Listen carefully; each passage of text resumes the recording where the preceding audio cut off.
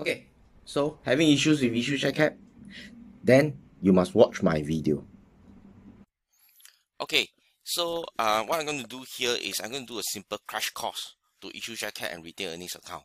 Okay, so for issue share capital, there can only be one double entry. But before we go into the double entry, do recognize how do we calculate out the figure for this journal entry. Now, this journal entry records when shares are issued. Okay, when new shares are issued. So firstly, calculate out the amount, dollars amount of issue share capital that you have raised in terms of its money.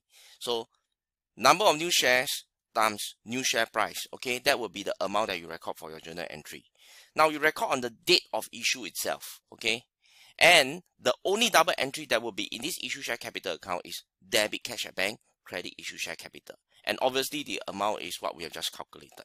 Okay, so that is for issue share capital.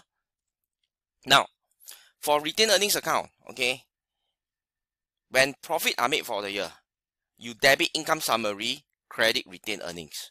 When loss is recorded for the year, you switch it around, debit retained earnings, credit income summary, and both of these journal entries, okay, is recorded at the end of the financial year.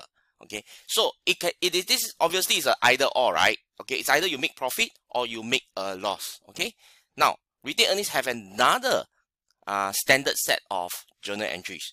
If dividends are declared during the financial year, you record at the end of the financial year, debit retained earnings, credit dividends, the total amount of dividends that you declared for the year. So what I mean is, let's say you have one dividend and two dividends declared for the year, you lump it together and post as one double entry, debit retained earnings, credit dividend at the end of the financial year into retained earnings account. Okay? Another thing to note about this is that I don't care whether this dividend is paid or not paid. As long as it's been declared, okay, I will do this entry. Okay?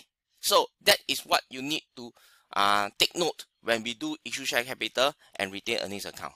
Okay, so just like my allowance videos, this is the part 1 of issue share capital and retained earnings. I will do a part 2 of issue share capital and retained earnings account, whereby I will walk through a practice question. So follow me to see part 2 of issue share capital and retained earnings account.